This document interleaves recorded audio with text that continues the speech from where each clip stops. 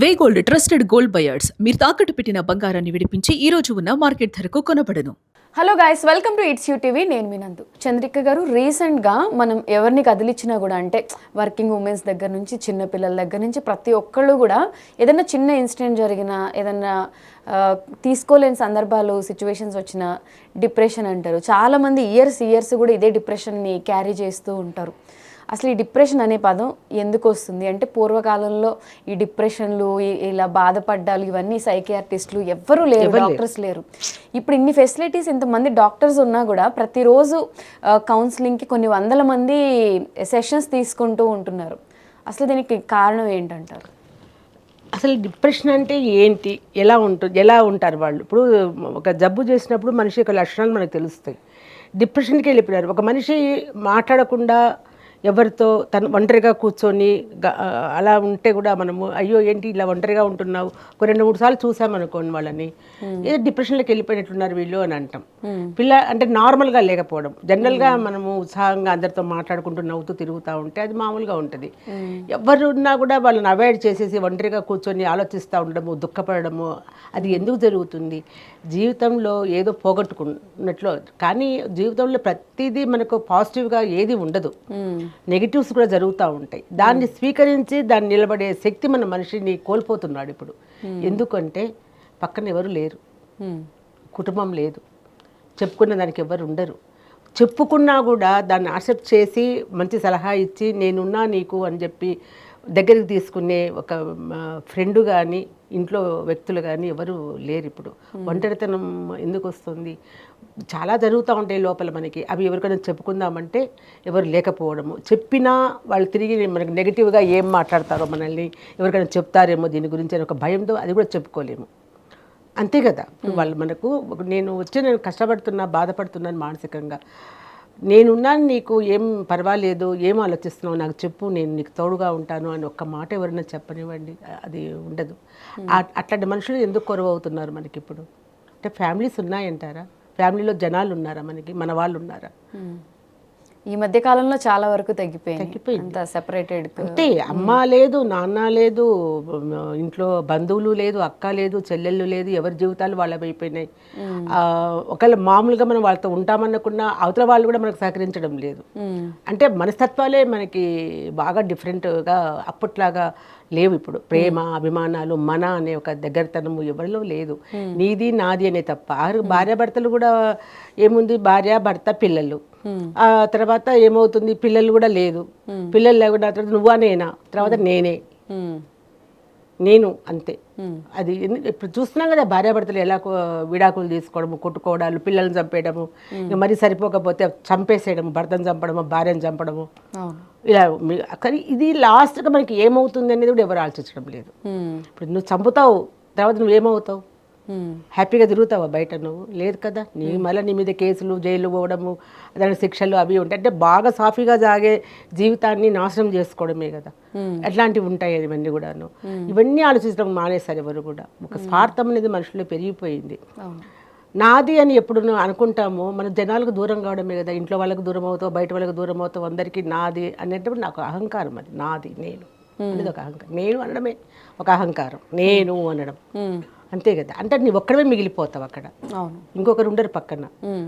ఆ ఒక్కరిని కూడా నువ్వు ఎవరు నీతో రాకపోయినప్పుడు, ఒంటరిగా మిగిలిపోయినప్పుడు, నీ ఆలోచనలు, నీ బాధలు ఏది కూడా నీతో వాటిని షేర్ చేసుకునే వాళ్ళు లేకపోయినప్పుడు, ఆ ఒంటరిగా కూర్చొని కొంతమంది వాళ్ళే మాట్లాడుకునే వాళ్ళు కూడా ఉంటారు. అప్పుడు మనం ఏమంటాం, వాళ్ళని చూసి పిచ్చి పట్టింది. ఇంకోటి కూడా ఈ మధ్య చూశాను నందు, నేను రోడ్డు మీద పోతా ఉంటే ఇట్లా మాట్లాడుకుంటా పోతూ ఉంటాడు. ఏంటబ్బా వీడికి పిచ్చి పట్టిందా అనుకుంటా. నేను చూసాను చెవుల్లో పెట్టుకుంటారు. ఆడికి బయట పక్కన ఎవరైనా పోతున్నారా తెలియదు, ఈ పక్కన పోతున్నారా తెలియదు, ఎదురుగా ఏమైనా వస్తుందా తెలియదు.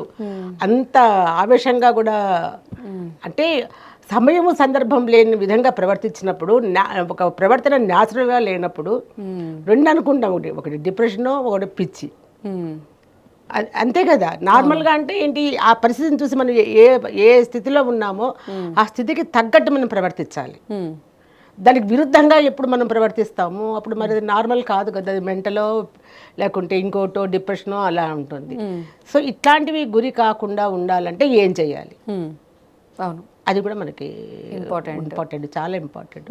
పొద్దున్న లేసా నుంచి ప్రశాంతమైన జీవితం మనము ఎవరికైనా ఉందా?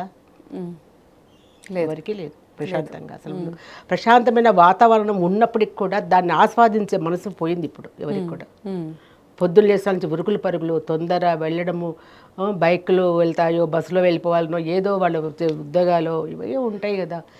అక్కడికి పోయిన తర్వాత ఇప్పుడు ఇంట్లో ఒక బాధ ఉంటుంది, ఆ జాబ్కి పోయిన తర్వాత అక్కడ ఒక బాసిజం ఒకటి అక్కడ కూడా భరించాల్సి వస్తుంది. ఇవన్నీ భరిస్తూ ఫైనాన్షియల్గా ఒక ప్రాబ్లం ఉంటుంది. ఇవన్నీ చుట్టుముట్టినప్పుడు మనిషి ఒక విధమైన న్యూనతా భావంలోకి వెళ్ళిపోతాడు. ఒక విసుగు, ఏంటి ఇలా అయిపోయింది మనకు, దీంట్లో నేను ఎట్లా బయటపడాలా అనేసి ఒక ఆలోచన విధానము. ఎవరికి చెప్పుకోలేక, ఇంట్లో భార్యకి చెప్పినా కష్టమే, అమ్మ నాన్నకి చెప్పుకోవడం, ఇంకా వేరే వాళ్ళకి చెప్దామంటే కూడా ఎవరు లేరు. అమ్మ నాన్న ఓల్డ్ ఏజ్ హోమ్లో ఉంటారు. సో భార్య కూడా ఒకళ్ళు జాబ్ చేసినందుకు ఆమె లైఫ్ ఆమెది, పొద్దున్న పోయి రాత్రికి రావటము. సో ఇది పొద్దున్న నుంచి రాత్రి వరకు. ఇప్పుడు ఇంకోటి కూడా రాత్రిపూట తెల్లవారులు ఉద్యోగాలు చేసేటోళ్ళు ఉన్నారు కదా, మార్నింగ్ వచ్చి పడుకొని నిద్రపోతాడు. ఆ ఫుడ్ హ్యాబిట్స్ కూడా అక్కడ నీకు డిఫరెంట్ వస్తుంది. నిద్రపోయే టైమింగ్స్ డిఫరెంట్ అయిపోతాయి. చాలా విధాల ఈ ఎక్కువ ఇట్లాంటి డిప్రెషన్ అనేదానికి సాఫ్ట్వేర్ వాళ్ళు ఎక్కువ గురవుతున్నారు. అవును, సాఫ్ట్వేర్ వాళ్ళు ఎక్కువ గురవుతున్నారు. చాలామంది ఉన్నారు కానీ ఇది ఎక్కువ కనపడుతుంది అనమాట.